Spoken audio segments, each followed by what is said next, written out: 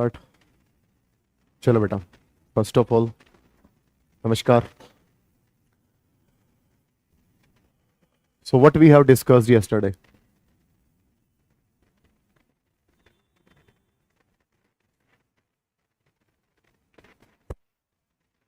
First one was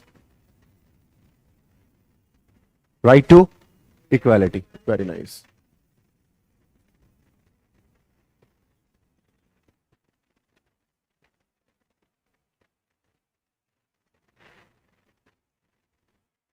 Second thing we have discussed is right to freedom. Very nice. That is right to freedom. And third, today we will do. Right? So again, if I want to talk that what do you mean by right to equality? Right to equality के अंदर I have told you that everyone is equal before law.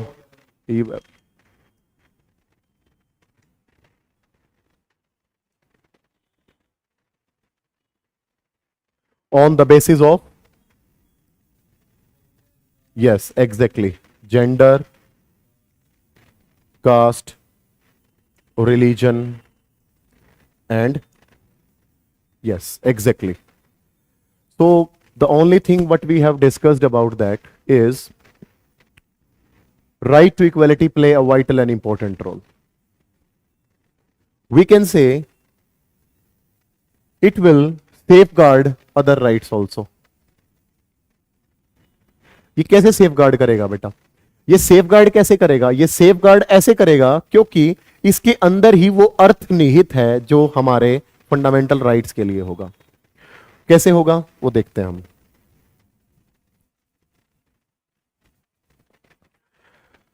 चलो जी, हम बोलते हैं कि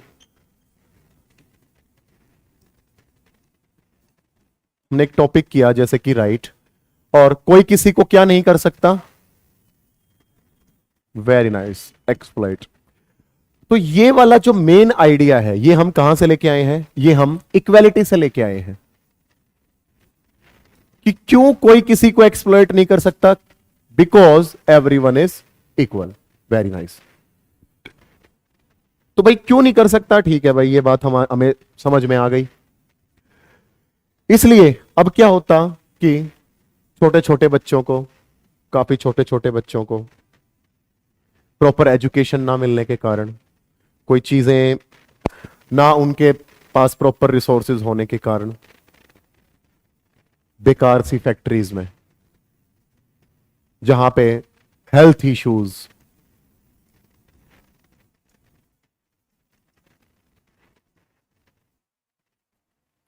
जहां पे proper sanitation नहीं,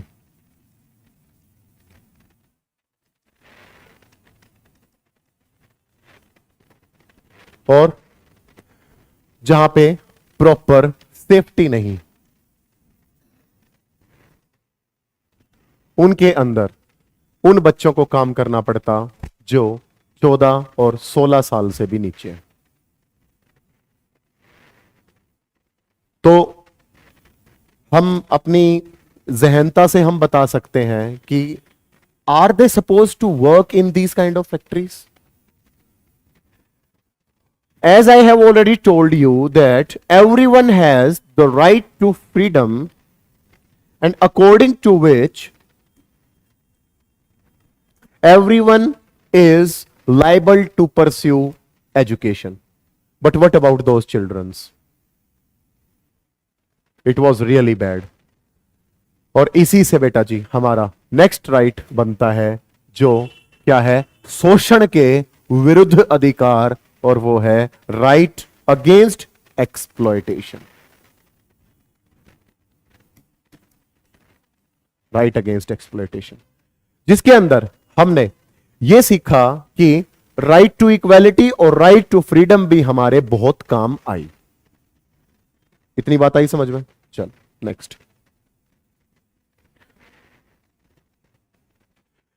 इसके अंदर हमने सबसे पहले यह सीखा कि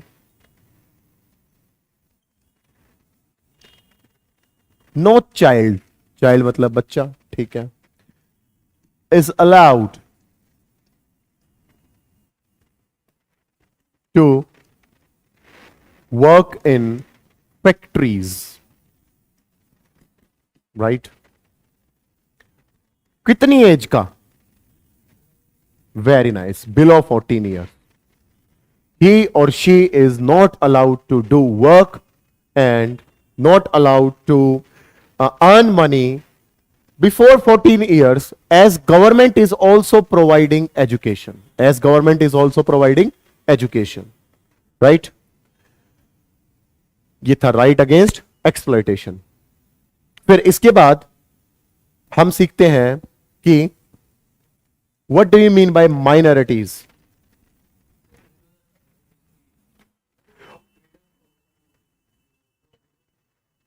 No. Exactly. The thing is, as I have already told you that if someone ask me कि सर 14 साल से उसका फ्रीडम तो लूज हो गया, but he or she is not liable to do work. बेटा वो काम कैसे करेगा, और वो भी इतनी गंदी कंडीशंस के अंदर. ना कोई प्रॉपर सैनिटेशन है, ना कोई प्रॉपर सेफ्टी है, ना कोई प्रॉपर प्रोटेक्शन है. वट तो वो पैसे कमा के कर भी क्या लेगा? इसके लिए हम और आगे बात करें तो पॉक्सो एक्ट लगाया गया, जिसके अंदर protection of child and safety organisation.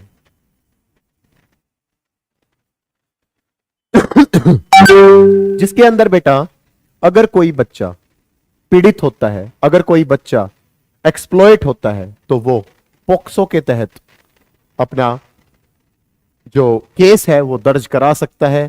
POCSO, protection of child and safety organisation, right? Sorry, हां, ये उसके क्या है बेटा? एस्पेक्ट है. अब क्या है उसके एस्पेक्ट? एस्पेक्ट मतलब ये उसके अलग पहलू है. एक चाइल्ड एक्सप्लॉइट कैसे हो सकता है? सेक्सुअली उसको अगर हैरास किया जाए, राइट? और उसको स्कार्सिटी ऑफ एजुकेशन हो,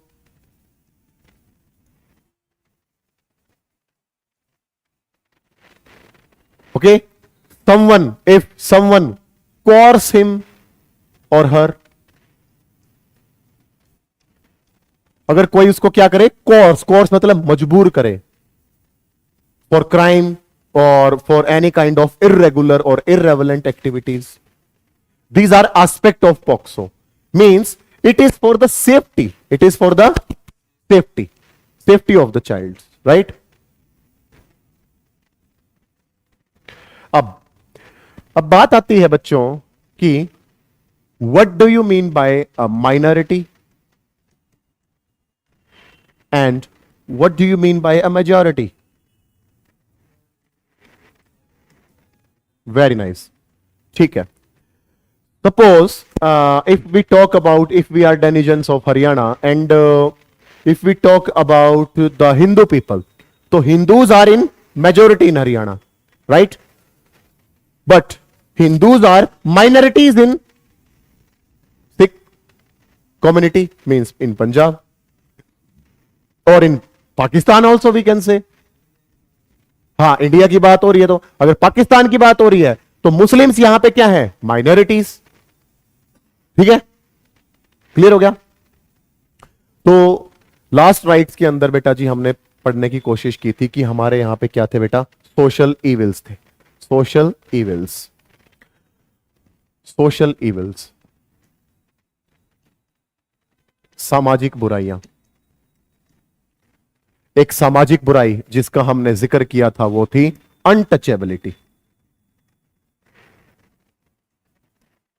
इसको क्या कर दिया गया था? एबॉलिश. Very nice. अगेन एक सोशल इविल की बात करें हम तो वो थी सती प्रथा. What was it? सती प्रथा that if the husband of a girl or a spinster dies due to some uncertain death, then she is liable to burn out her body in the pyre of her husband. अगर किसी लड़की का husband मर जाता है, वो विधवा हो जाती है किसी कारणवश, तो उसको भांग पिला के, उसको पागल करके और उसके ही पति की चिता की आग में उसको जबरदस्ती धकेल दिया जाता। तो वॉज इट गुड? तो वो भी बेटा जी क्या था? एक्सप्लॉयटेशन था।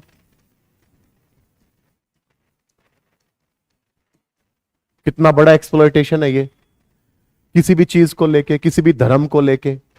अगर हम बस बात इतनी हमें याद रखनी है कि एक्सप्लॉयटेशन अगर है तो उसके खिलाफ हमें केस करने की आजादी है। वो हम एक राइट मैं आपको सिखाऊंगा सबसे लास्ट, जिसके अंदर है वो राइट ये बोलेगा कि लो जी सबके आगे मैं खड़ा हूं, बाकी राइट्स तो मेरे पीछे खड़े रहो। राइट, बस इतना समझ में आ गया? Right against exploitation. ठीक है जी। नाउ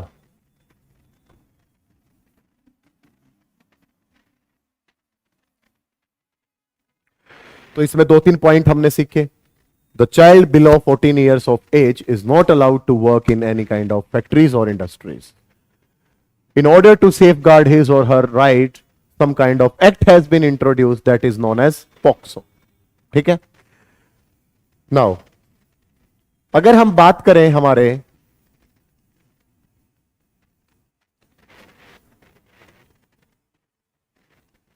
कल्चर की, कल्चर हमारा कल्चर क्या है? ठीक है, कल्चर मतलब आप हरियाणा के ऊपर से लग जाओ। ऊपर से कौन सा जिला हो गया? पंचकुला। पंचकुला से नीचे कौन सा हो गया? अंबाला। अंबाला से नीचे कौन सा हो गया? कुरुक्षेत्र। कुरुक्षेत्र से नीचे कौन सा हो गया? करनाल। करनाल से नीचे कौन सा हो गया? पानीपत, सोनीपत, रोहतक, सिरसा, फतेहाबाद। आप अगर इस जिले में अगर आप बात करने की कोशिश करेंगे, इन जिलों की ही बात करने की कोशिश करेंगे, तो आप ये सीखने की चाह रखेंगे कि मतलब यहां की भाषा ही अलग है। If you talk about in Ambala, if you want to take a burger, आप बोलेंगे yes I would like to have a burger please. हाँ, फिर नीचे अगर हम आएंगे थोड़ा सा तो भाषा पानीपत की साइड यूपी जैसी हो जाती है। हाँ, अरे कि जा रहा। राइट, फिर यहाँ आ जाते हैं हम रोहतक, सोनीपत, भिवानी, जो कि बेटा मतलब ठेठ हरियाणवी बेल्ट है। यहाँ पे तो आजकल चल ही रहा है पैर के काली जोड़ी जुराबा की सिस्टम पाड़ दें जय बाबा की, है ना? यही सब कुछ चल रहा है भाई। तो आप ये देखो यार, छोटे से स्टेट हरियाणा में ही इतनी सारी डाइवर्सिटी है। डाइवर्सिटी का मतलब क्या है? विभिन्नताएं हैं बेटा जी, डिफरेंसेस है कल्चर में, है ना? तो सोच के देखो इतने बड़े देश में कितनी बड़ी डाइवर्सिटीज होंगी। बड़े बड़े देशों के बेटा कल्चर्स अलग होते हैं। ऐसे ही बेटा हर इंडिया में इतनी सारी भाषाएं हैं, बोलियां हैं। अच्छा, भाषा और बोली में क्या डिफरेंस होता है? हरियाणवी क्या है? हरियाणवी एक बोली है। Very nice. Haryanvi is a dialect. But Hindi क्या है? एक भाषा। भाई बच्चों, इसका एक मोटा मोटा अगर डिफरेंस बताने की कोशिश करूं तो मैं ये होता है कि भाषा की क्या होती है? व्याकरण। क्या होती है? व्याकरण। उसकी ग्रामर होती है। ऐसे इंग्लिश क्या है? एक लैंग्वेज, उसकी भी क्या है? पंजाबी क्या है? भाषा। उसकी क्या है? लिपि है बेटा जी। क्या है? लिपि, गुरुमुखी, है ना? हिंदी की लिपि कौन सी है? देवनागरी, है ना?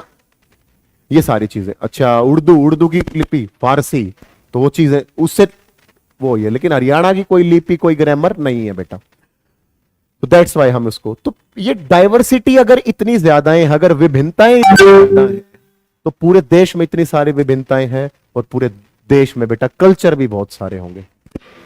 ठीक है, कल्चर जैसे हरियाणा का अपना अलग कल्चर है। ठीक है, अगर कोई बोलता है कि भाई मतलब आई वांट टू मैरी इन कुर्ता पजामा, तो ठीक है भाई, कुर्ता पजामा पहन के शादी कर ले, नो इशू। ठीक है, लड़की बोलती है दामन कुर्ता और मतलब नथनी और मतलब जो है हरियाणा का हाथ फूल, ये सारी चीजें, भाई दामन कुर्ता पहनना चाहती हूँ, ठीक है, ये हमारा कल्चर है भाई। हम बोलते हैं हम ढफ डांस करना चाहते हैं, हरियाणा का बेटा ढफ डांस होता है। अगर गुजराती बोले हम गरबा करना चाहते हैं, गरबा कर लो भाई। पंजाबी बोले हम भांगड़ा करना चाहते हैं, भांगड़ा कर लो भाई। असम वाले बोले हम बीहू करना चाहते हैं तो बीहू कर लो भाई, नो इश्यूज। सबका बेटा जी अपना अलग अलग कल्चर है। कल्चर मतलब अपनी अलग अलग बेटा जी क्या है, संस्कृति है। राइट, इतनी बात आगे समझ में। तो क्या बेटा जी देश में ये सिर्फ आम आदमी जैसे हम अपनी लाइफ जीते हैं, खाते हैं, पीते हैं, पढ़ते हैं, लाइफ को सक्सेस बनाने की कोशिश करते हैं, क्या सिर्फ और सिर्फ यही कल्चर था? नहीं भाई बेटा, देश में बेटा जी बहुत छोटी छोटी क्या थी, माइनॉरिटीज थी। वो माइनॉरिटीज बेटा जी क्या करती, वो माइनॉरिटीज अपने अलग अलग उसके कल्चर होते, अपने अलग अलग उसके ट्रेडिशंस होते। लेकिन फिर दोबारा से अगर मैं आऊंगा राइट टू इक्वालिटी पे, अब एक अलग से कल्चर की मैं बात करूं, नागालैंड, या फिर अगर अलग से कल्चर की बात करूं मैं तो क्या, आदिवासी लोग, वो भी तो रहते हैं इंडिया में। तो कानून तो जब क्या है सबके लिए सेम है, irrespective of their race. Race का मतलब मैंने आपको बताया था क्या था, नस्ल। ठीक है भाई, किसी भी नस्ल के अगर वो लोग हैं भाई, आदिवासी हैं या भील हैं या कोई भी हैं, तो मतलब सबके सेम राइट है बेटा। डाइवर्सिटी चाहे कितनी भी हो, कल्चर सबका सेम है, और अपने अपने कल्चर को बचाने का सबको राइट है, नो इश्यूज। भाई आदिवासी अपने कल्चर को बचा सकते हैं, हरियाणा में अपने कल्चर को बचा सकते हैं, पंजाबी अपने कल्चर को बचा सकते हैं, सिख्स अपने कल्चर को बचा सकते हैं, पारसी लोग अपने कल्चर को बचा सकते हैं, क्रिश्चियन लोग अपने कल्चर को बचा सकते हैं, नो इश्यूज, कोई दिक्कत नहीं। ठीक है, चलो जी, इतनी बात समझ में आ गई कल्चर की। Very nice.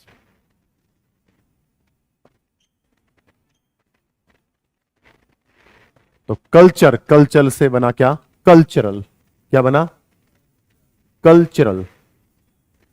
और एजुकेशन तो हमारे लिए इतनी जरूरी है जितना कि सांस लेना, जैसे कि हमारी ये क्या होगी अब, और कुछ अधिकार बेटा जी और हमें कॉन्स्टिट्यूशन ने दे रखे हैं, और वो कौन से हैं, कल्चरल एंड एजुकेशनल राइट। अब इस राइट का बेटा जी हल्का हल्का संबंध किससे है, राइट टू फ्रीडम से। कैसे, एजुकेशनल राइट्स के अंदर बेटा जी, इफ यू वांट टू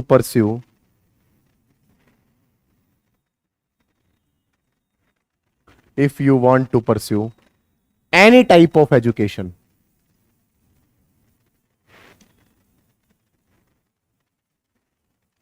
आप ले सकते हैं।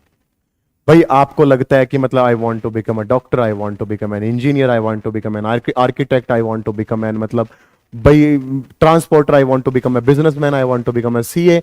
आप कुछ भी कर सकते हो, उसकी एजुकेशन ले सकते हो। लेकिन प्रीवियस लेक्चर में मैंने क्या बताया था, सोसाइटी को कितने भागों में बांटा हुआ था, 4, ब्राह्मण, क्षत्रियास, वैश्यास एंड शूद्रास।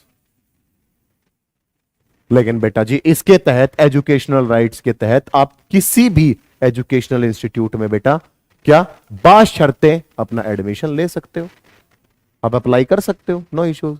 कोई मना करेगा आपको कि आप भाई डीयू में अप्लाई मत करो, आप एमडीयू में अप्लाई मत करो, आप तमिलनाडु में अप्लाई मत करो, आप जहां पढ़ना चाहते हो आप पढ़ सकते हो, आप ओवरसीज एजुकेशन भी ले सकते हो, नो इश्यूज। ओवरसीज मतलब अगर आपको लगता है कि मुझे देश से बाहर पढ़ना है तो आप बाहर भी पढ़ सकते हो, कोई दिक्कत वाली बात नहीं। इसका एक मोटा मोटा मतलब क्या रहा कि अपना कल्चर बचा सकते हैं, और क्या, वेरी नाइस। इतना समझ में आई बात। तो पहला राइट कौन सा, राइट टू इक्वालिटी, दूसरा राइट टू फ्रीडम, तीसरा very nice right against exploitation, शोषण के विरुद्ध अधिकार, और चौथा cultural and educational rights, very nice.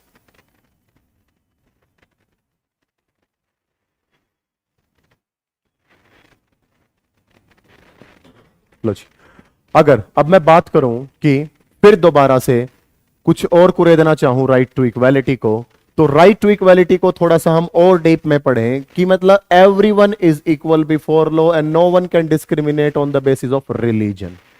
धर्म के नाम पे बेटा जी बड़े बड़े मंदिर बन गए हैं, ठीक है, लोगों में मारकाट हो रही है, बहुत बड़े बड़े राइट हुए हैं, धर्म के नाम पे हुए हैं वो, तो इसलिए हमारे देश के अंदर धर्म भी एक बहुत बड़ा मुद्दा है, ठीक है। धर्म के आधार पे ही हमारा देश बटा, टू नेशन थ्योरी के तहत, कि भाई मुसलमान एक ऐसे स्थान पे चले जाओ जो कि पाक हो, और वहीं से क्या बन गया, पाकिस्तान। और जो हिंदू थे वो कहां रह जाओ, यहां रह जाओ, उसी से क्या बना, हिंदुस्तान। तो जी रिलीजन का बहुत बड़ा मैटर है, और उस टाइम भी बेटा जब हमारा कॉन्स्टिट्यूशन बेटा ड्राफ्ट किया गया तो रिलीजन एक बहुत बड़ा मुद्दा था, इसलिए रिलीजन के भी राइट्स देने बहुत जरूरी थे। और वो कौन सा हुआ बेटा जी, पांचवा हमारा right to freedom of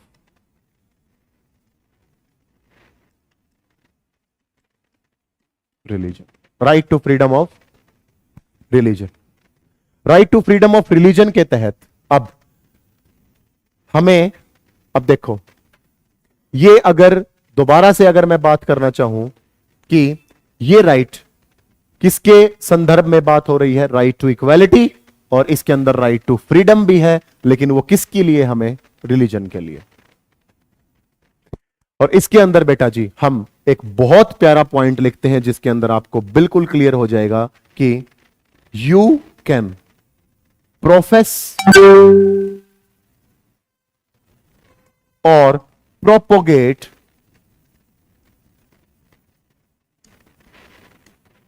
any religion. अब समझने योग्य है, दो वर्ड हैं हमारे, कौन कौन से, प्रोफेस और प्रोपोगेट। प्रोफेस का मतलब यह है कि अगर तुम में से कुछ बच्चे अगर ये कहना चाहें कि जी हम तो हनुमान जी के व्रत रखना चाहते हैं मंगलवार के, रखो भाई, नो इश्यूज। भाई कोई बोलता है कि जी मतलब मैं तो जी सोमवार के भोलेनाथ के रखना चाह, रखो भाई, नो इश्यूज। रिलीजन सेम है, कोई दिक्कत नहीं, सबको बेटा जी सेम अधिकार है, सब सेम है, ठीक है। भाई कोई मानता है कि जी मेरे को तो मतलब सरदारों का कड़ा, उनकी टर्बन, उनका भाई मतलब जो 5 वो रखते हैं तो मुझे वो पसंद है, ठीक है भाई, सरदार बन जा। भाई कोई हिंदू बोलता है कि जी मतलब मुझे तो मुस्लिम धर्म पसंद है, तो मुस्लिम बन जा, no issues. You can profess any religion, कोई दिक्कत नहीं किसी को। कोई मुसलमान बोलता है कि मुझे हिंदू धर्म पसंद है, तो हां ठीक है, वो कन्वर्ट कर सकता है खुद को, वो हिंदू से मुसलमान बन सकता है, मुसलमान से हिंदू बन सकता है। प्रोपोगेट का मतलब यह है बेटा कि वो उसका क्या कर सकता है, प्रचार कर सकता है, वो उसकी मार्केटिंग कर सकता है भाई, ठीक है। वो बोल सकता है किसी को भी कि भोलेनाथ जी की जय हो, राइट, जय बाबा की बोल सकता है, नो इश्यूज, वो उसका अधिकार है भाई, वो प्रोपोगेट कर सकता है अपने रिलीजन को, ठीक है। तो कभी कभी आपने सुना होगा बेटा जी एसएस के अंदर कि क्रिश्चियन मिशनरीज आए थे, मिशनरीज को क्या बोला गया था, वो अपना धर्म क्या कर रहे थे, प्रोपोगेट कर रहे थे, क्रिश्चियंस, कि भाई क्रिश्चियन बन जाओ, क्रिश्चियन बन जाओ, क्रिश्चियन बन जाओ, ईसा मसीह की पूजा करो, ऐसे। तो प्रोपोगेट आप कर सकते हो, ठीक है। आप किसी भी धर्म के लिए, आप किसी भी धर्म के लिए बेटा जी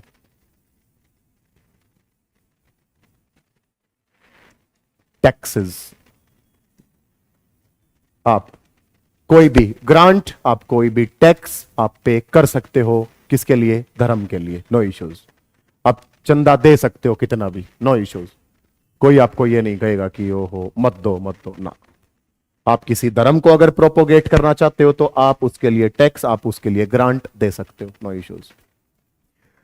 तो जैसा कि मैंने बोलना चाहा, मेरे वर्ड्स के अंदर ही मैं आपको बताना चाहूंगा कि इंडिया कैसी कंट्री बनी। तो जी, at the hour of midnight Jawaharlal Nehru on the Lal Qila gave a speech named Tryst with Destiny। Tryst with destiny की एक स्पीच दी जिसके अंदर यह बोला गया कि भारत 15 अगस्त 1947 को आजाद हो चुका है। कई लोगों में बेटा खुशियों का दौर था, कोई बेटा नाच रहा झूम रहा, ठीक है भाई, अच्छी बात थी, हम आजाद हो गए। लेकिन आजादी बहुत सारे चैलेंजेस के साथ आई। ऐसा नहीं कि बस ठीक है भाई किसी ने प्लेट में रख के दे दी। अब मोहम्मद अली जिन्नाह जिन्होंने टू नेशन थ्योरी दी कि जी भारत का बंटवारा होना चाहिए, इंडिया से अलग एक स्थान चाहिए जो कि पाक और उसको क्या बोला जाए, पाकिस्तान बोला जाए, और वो रिलीजन के नाम पे क्या हो गया बेटा, बंटवारा हो गया। तो एक बात बताओ, जब पाकिस्तान एक मुस्लिम कंट्री बना तो ऑटोमेटिकली हिंदुस्तान को कैसी कंट्री बन जाना चाहिए था? तो क्या एक हिंदू कंट्री है? मोस्ट ऑफ द बच्चे यही बोलते भाई हाँ हिंदू रहते हैं। नहीं, हिंदू सिर्फ और सिर्फ मेजोरिटी में है मेरे बच्चों। जब मैंने आपको यही बोल दिया, फिर राइट टू इक्वालिटी की अगर हम बात करें कि if every religion is equal, अगर हर एक धर्म बेटा जी इक्वल है तो कैसे कोई भी धर्म ऊपर नीचे हो सकता है? इसलिए कि हम किसी भी धर्म का पक्ष नहीं रखेंगे, बस नहीं रखेंगे। लो जी, नहीं लिख दिया। और यही एक वर्ड बना क्या, धर्म निरपेक्षता, और जिसको बेटा इंग्लिश में हमने बोला सेक्युलर। तो इंडिया धर्म वाइज एक कैसी कंट्री है? सेक्युलर है भाई। कोई हिंदू, कोई मुस्लिम, कोई क्रिश्चियन, कोई पारसी, ऐसी कतई कंट्री नहीं है, एक सेक्युलर कंट्री है। जब हर धर्म को बेटा जी right to freedom of religion के तहत जब हर धर्म को इक्वल मान लिया तो इंडिया एक कैसी कंट्री बन गया? सेक्युलर कंट्री बन गया जी। आप किसी भी धर्म को प्रोफेस कर सकते हो, आप किसी भी धर्म को प्रोपोगेट कर सकते हो, नो इश्यूज, कोई दिक्कत नहीं है। किसी भी धर्म के लिए आप टैक्सेस पे कर सकते हो, बिल्कुल कोई दिक्कत नहीं है। इतनी बात आई समझ में? अगेन, हाँ जी, अगेन अगर मैं पहली बात फिर बोलूं, पहला राइट, राइट टू इक्वालिटी, दूसरा राइट टू फ्रीडम, तीसरा राइट अगेंस्ट एक्सप्लॉयटेशन, चौथा बोलो कल्चरल एंड एजुकेशनल राइट्स, पांचवा right to freedom of religion. Very nice, ठीक है जी। अब बहुत सारे बच्चों के मन में एक डाउट आ रहा होगा कि सर ये आप राइट सिखा तो रहे हो हमें, तो कई बार तो ऐसा भी होता है कि जी मतलब हमें ऐसा लगा है कि मतलब हमारे साथ डिस्क्रिमिनेशन हुआ है, तो हम क्या करें? बस ये सिर्फ राइट्स मतलब क्या है, सिर्फ नाम नाम के हैं क्या? इनको मतलब एनफोर्स भी किया जा सकता है? हाँ बिल्कुल किया जा सकता है। जैसे कि मैंने आपको लास्ट लेक्चर में कहा कि ये क्या है बेटा, एनफोर्सेबल है भाई। इनको एनफोर्स या तो तुम मान लो, नहीं तो इनको एनफोर्स करवाया जाएगा। अब एक रामबाण राइट दिया गया, रामबाण, रामबाण की बेटा इंग्लिश क्या होगी? रेमेडी। रेमेडी, एक रामबाण राइट दिया गया कि भाई लो जी, इस राइट से तो मतलब तुम्हें बड़ा अच्छा लगेगा। और वो राइट किसके लिए था? कॉन्स्टिट्यूशन के लिए था।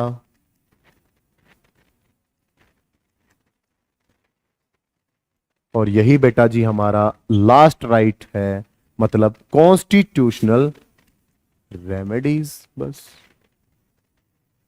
Constitutional remedies.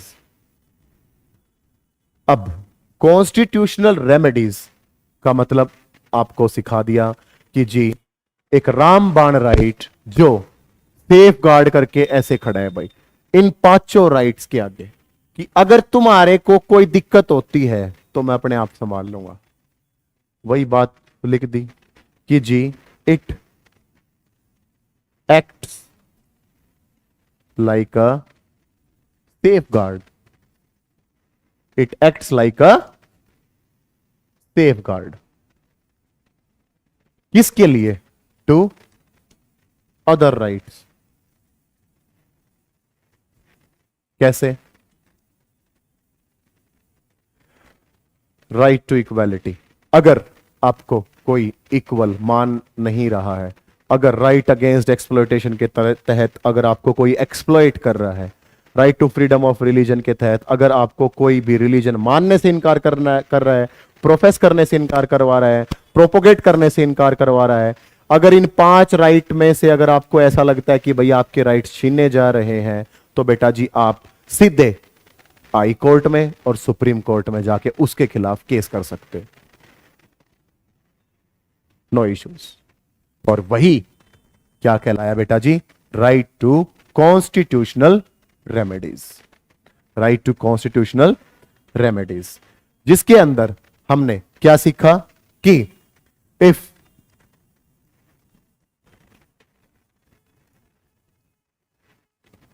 someone feel that his or her right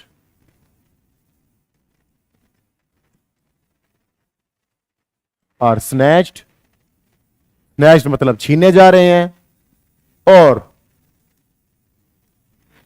exploited, then he